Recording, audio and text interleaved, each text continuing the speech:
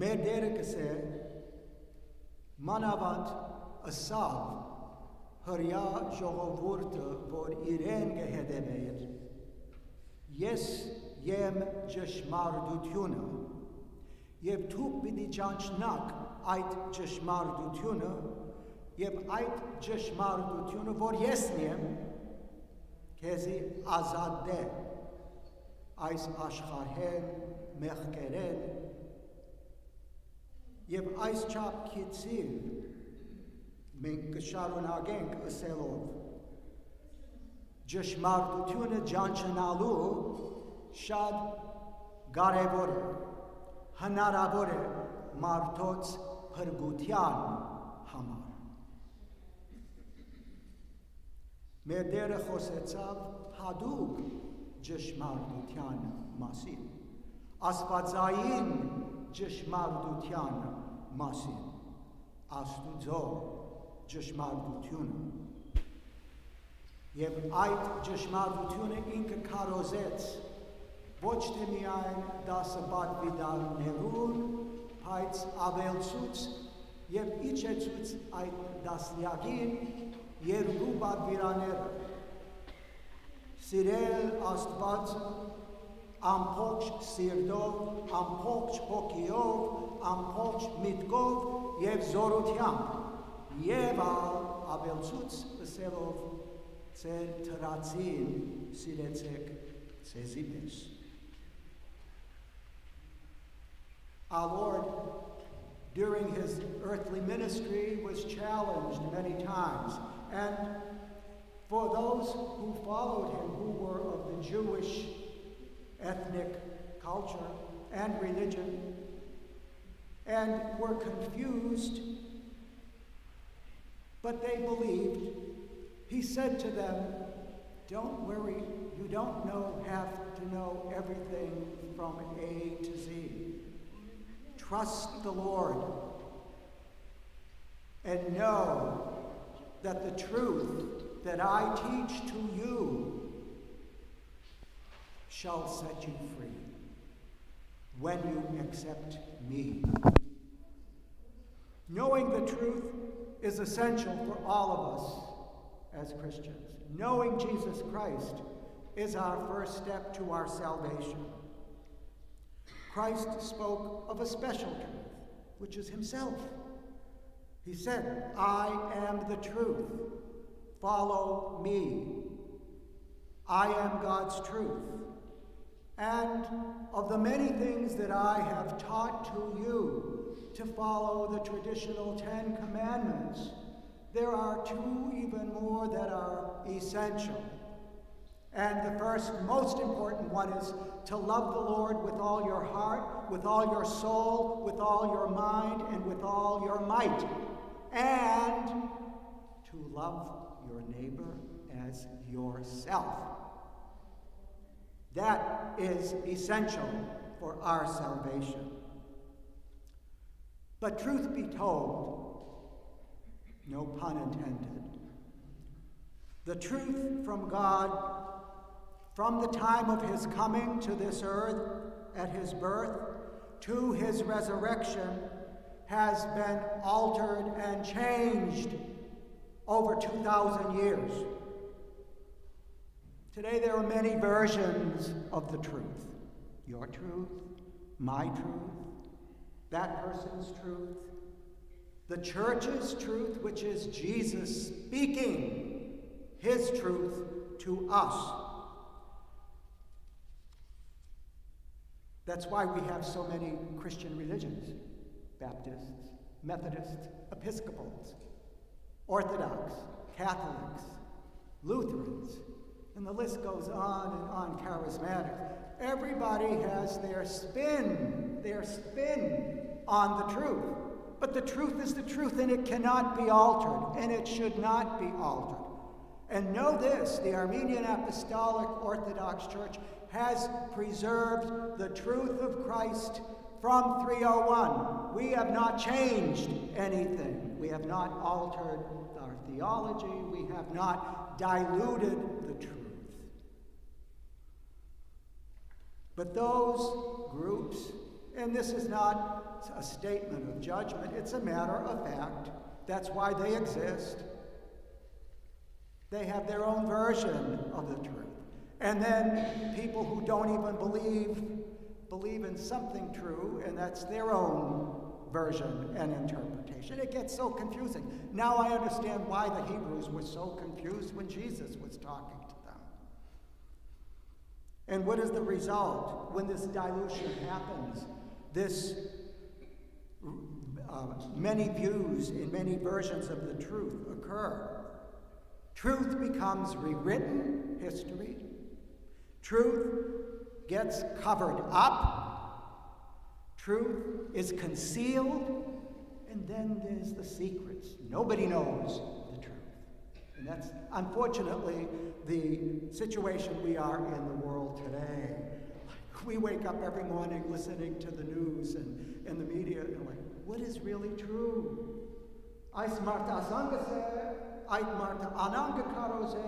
This man says this woman says that. Who do you believe?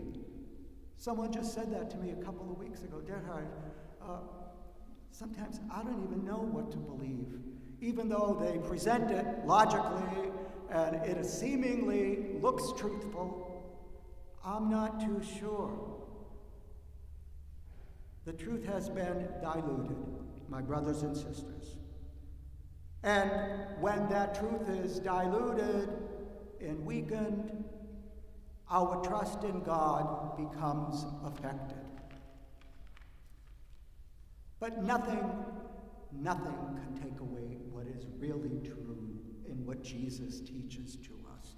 Jesus says something very, very clear this past Thursday's scriptural reading from the Gospel of St. Matthew.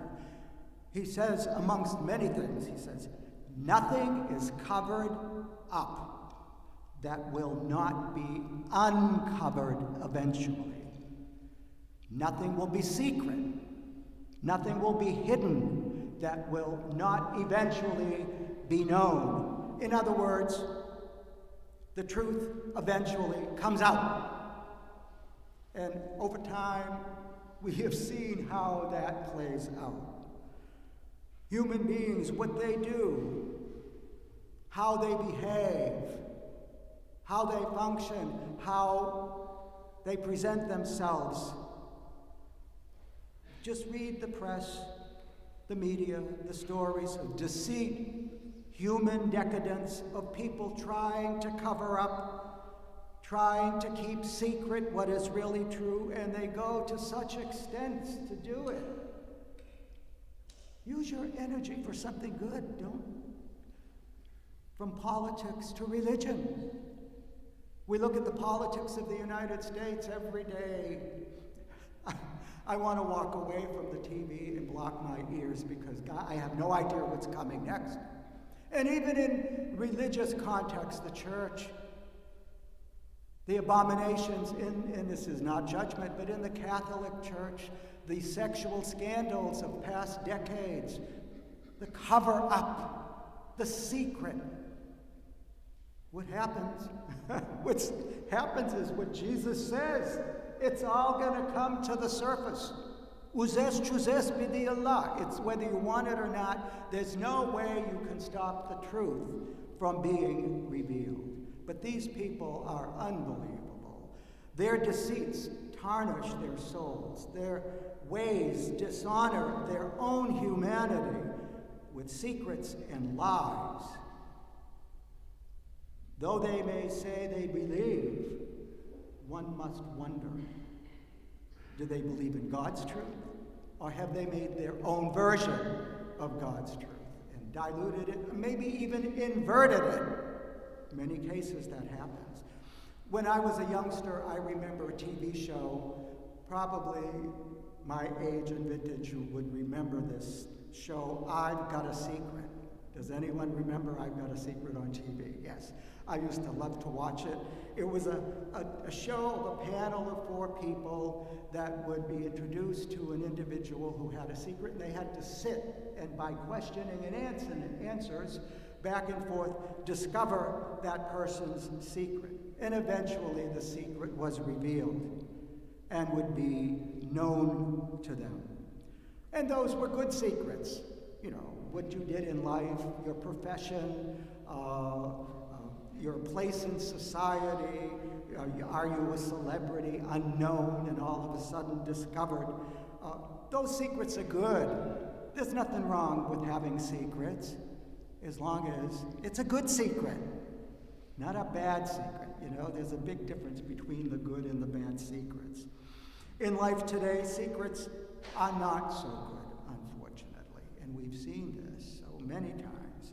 And they become even devious to a certain extent. What takes place every day are investigations. We have a committee to investigate this, we hear the news people say. There's scientific research being done with DNA to unravel the truth.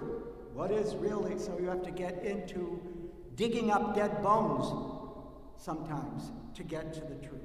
And even using technology, X-rays, to see through and beneath the surface of what is concealed, what is covered up, what is secret. You know, God has given us the gift of power and wisdom to use, to do what is good, not bad.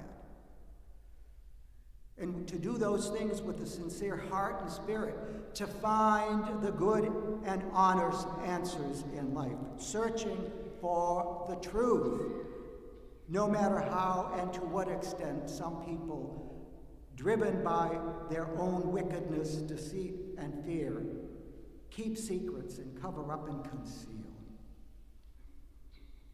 Over 100 years, we, the Armenian people, have had to deal with this.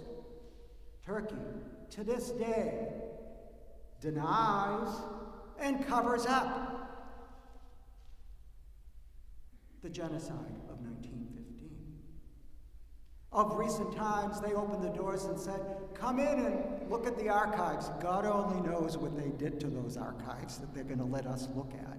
Have they been inverted? Are they really the truth? Or have they altered the truth? Our survival has been tested because we follow Christ, who is the truth.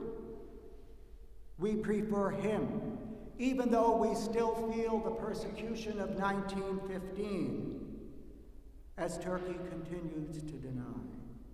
Or we experience war in the Ukraine, where our Armenian community is suffering, and in Artsakh, where our people are being tested, becoming victims of theft, cheating, oppression, domination. But Jesus reminds us, I am here for you. I am the truth. And they're suffering. They're not giving up. Because they know following his power, his truth prevails. Remembering the words that Jesus said, nothing is covered up that will not be uncovered. Yes, over time and patience, they'll suffer, they'll fight the good fight, but they know nothing secret that will not be known eventually will come to pass. I have to tell you a little story. Dad had mentioned I'm an artist, I'm an architect, a consultant, I paint, and I have a cachet of artistic friends. One of them is the head of the Armenian chair at Harvard University, Dr. Christina Moranci. I don't know if any of you know the name personally. A young lady, an art historian, a colleague of mine, who shared a story with me, an amazing story. You know, the Turks came into Armenia in the 11th, 12th, 13th century, overran our sacred sanctuaries, destroyed many of them, and they came to the Cathedral of Ani, the historic Cathedral of Ani. I'm sure many of you are aware of our architectural treasure. And what they did, and has remained until this day, whitewashed the walls, covered up the truth. Well, Christina told me, Gerhard, I went about a year or so ago, she went on a trip. No, before the pandemic, she went on a trip. Interestingly, a friend of hers gave her some kind of a mechanism for her camera. She's an avid picture taker, taking pictures of the architecture. And she took this mechanism, and he said, "You're going to be surprised." She attached it to her camera. She went into the cathedral, looking at the whitewashed frescoes. Just imagine our beautiful frescoes in here being whitewashed. What a pain. That would be so sore. They give us faith to be covered up. She took photos, and she went back to her hotel room. This device was an X-ray device, and it showed the images of the saints underneath that whitewash that the Turks' Ottoman government had put out of sight. They thought, we'll just paint over it, conceal it, they'll forget, and no one will ever know again. Jesus says, cover it up, but it will be revealed again. And it was for Christine. What a find it was. She was talking to me like someone having a wonderful time in school, up at a party. Derha, you wouldn't believe what I saw. There were fragments of the saints' arms in their robes, their faces. But if you go back and look at it, they just look like white walls. That's a miracle. Evil attempted to cover it up. Look at the scams on your internet you get. Don't open this internet. It's dangerous. Someone's out after you. Don't answer this telephone call. Don't answer the robocalls that come. People are out to do us in. But remember, don't be afraid, Jesus said. I am here with you.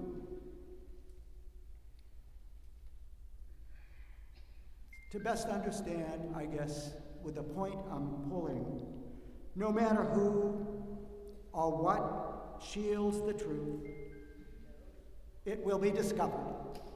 It will be known to you.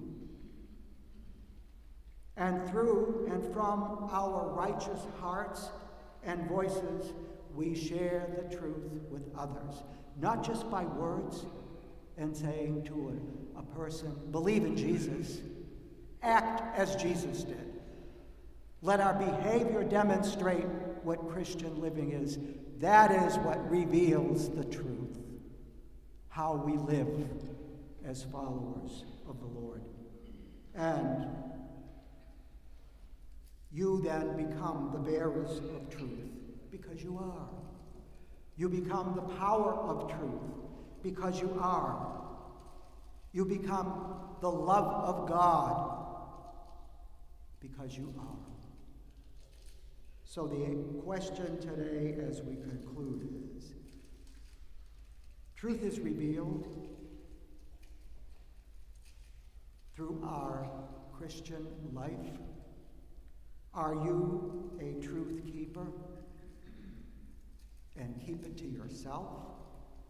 Or are you a truth revealer and share that love of Christ with others? The choice is yours. Do what is good in the sight of the Lord.